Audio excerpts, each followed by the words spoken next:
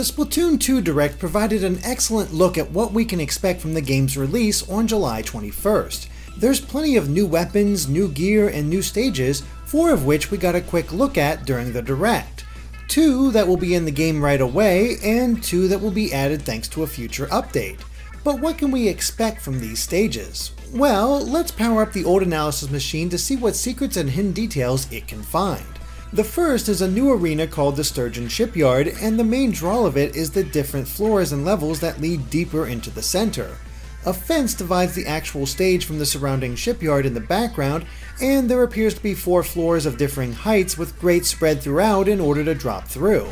In the very center is a bridge, similar to the one found in the reef, but rather than something solid underneath, there seems to be another grate. So you could find protection from an attack above, but escaping someone down there in squid form is much trickier. On the right side is a sponge block like we see in the single player, but it's never used in the scene. And of course, there are plenty of jellyfish all around, apparently working at the shipyard. This seems likely since they're all wearing the same red hat. But as the camera pans to the left, we finally see one of the spawn points. Looking at the surrounding area, we wonder if it's possible to ink along the left wall. There doesn't seem to be any kind of barrier, at least not right next to it. Instead, there's metal flooring that leads around the central area, at least for a little while. We are given one more angle of Sturgeon Shipyard, but it doesn't reveal that much else about the stage except that some of the platforms will rise and fall. It again emphasizes the different heights that can be fought from here. Otherwise, we wonder if this could be located near Port Mackerel. After all, they are dealing with similar containers. Speaking of Port Mackerel, it's returning as a stage just like Moray Towers, though it's receiving a bit of a redesign. The angle we're provided is slightly ahead of one of the spawn points, allowing us a good view of the central arena. And rather than the containers being arranged in such a way that creates plenty of corridors to fight in, they've been rearranged to eliminate many of those holes. Even the ones near the spawn point were removed and replaced with a sponge block. Now, while the center has seen a lot of changes, the upper areas near the spawn looks mostly the same. However, based on the arrangement of the containers below, there looks to be more of a push to fight on top of them. Many have rails to block inklings from simply inking their way to the top, but a different angle shows that the sponges could be used to reach the upper areas and ink from above. We also see that the sponge leaves a square of ink behind when hit with the opposite color, meaning that extra inking needs to be done to claim that turf. Not everything has been changed though, as we can still see the vehicle from the original Splatoon moving back and forth, just as it always had. And there are still corridors to fight along in this central area. Even just this rearrangement of objects has changed the possible strategies of Port Mackerel. There are still 2 stages left, though it could be a while until they actually make it into Splatoon 2. The first takes place on a docked ship. We can see one of the spawn points from which quite a few directions can be taken. It looks like you can jump behind to immediately access some deeper areas on the ship to ink, while going forward leads to both a ramp going down and a grate going toward the mast.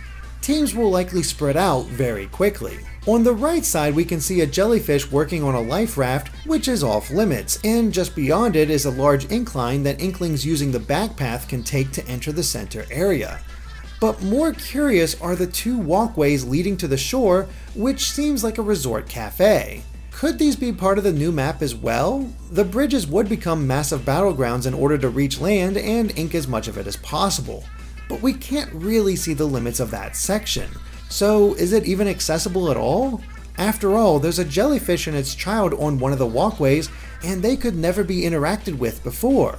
But then again, there doesn't appear to be anything blocking access to the walkways from the ship. So how big is this map? And what's this location based on? It's not a marina since this is the only dock and there's no beach. Instead, there's just a cafe and then a bunch of large coastal buildings. While we can see the basics, the specifics are still very much a mystery. The other update map is located beneath a bridge that trains pass over. The stage itself has water at the edges and even in some of the central locations, while a construction vehicle can be seen in the background. We're not sure of the purpose of this place, but we can see residue from the water on the side of some of the structures. Are they simply aesthetics, or could it indicate that the water rises or falls during the course of a match? We can't say conclusively, but otherwise the stage's focus seems to be on large open areas and ramps. One spawn point can be seen on the left side, but the other one is nowhere to be found. Perhaps it's on the other side of the bridge, or maybe it's just being blocked from view at the moment.